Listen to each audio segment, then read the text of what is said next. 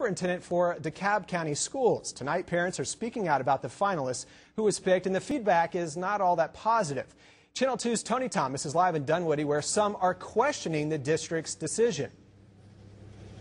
Gil Hearn, parent Gil Hearn, is so upset by what he's been watching in the DeKalb schools over the past couple of years. He recently formed his own parents group to go and confront the board. And the school board's decision to pick Cheryl Atkinson as its new superintendent, well, it isn't making him any happier.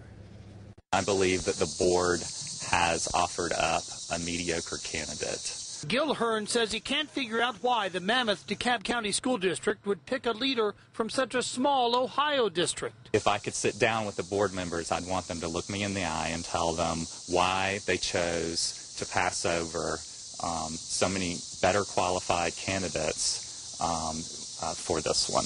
Late Friday night, the DeKalb School Board announced Cheryl Atkinson, currently the superintendent in the struggling Lorain, Ohio schools, is its finalist to lead DeKalb. It takes all of us, all the stakeholders, working together to give the very best education for our children. Now, DeKalb's last permanent super, Crawford was fired more than a year and a half ago and faces corruption charges.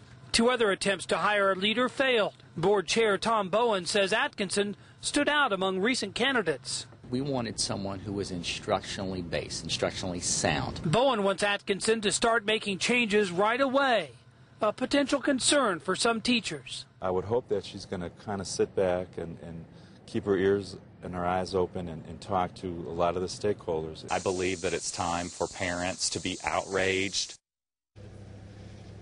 The Atkinson name may sound familiar to some who watch schools closely. She was a finalist for the Atlanta Public Schools job earlier this year.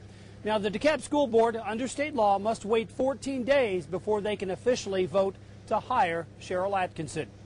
Live in DeKalb County, Tony Thomas, Channel 2 Action News, Night Beat. More details now on the superintendent search. The district has not had a superintendent since it fired Crawford nearly 16 months ago. Lewis is accused of racketeering in connection with school construction contracts. In April, all of the finalists for the job dropped out. An attempt to draw in another candidate failed back in June.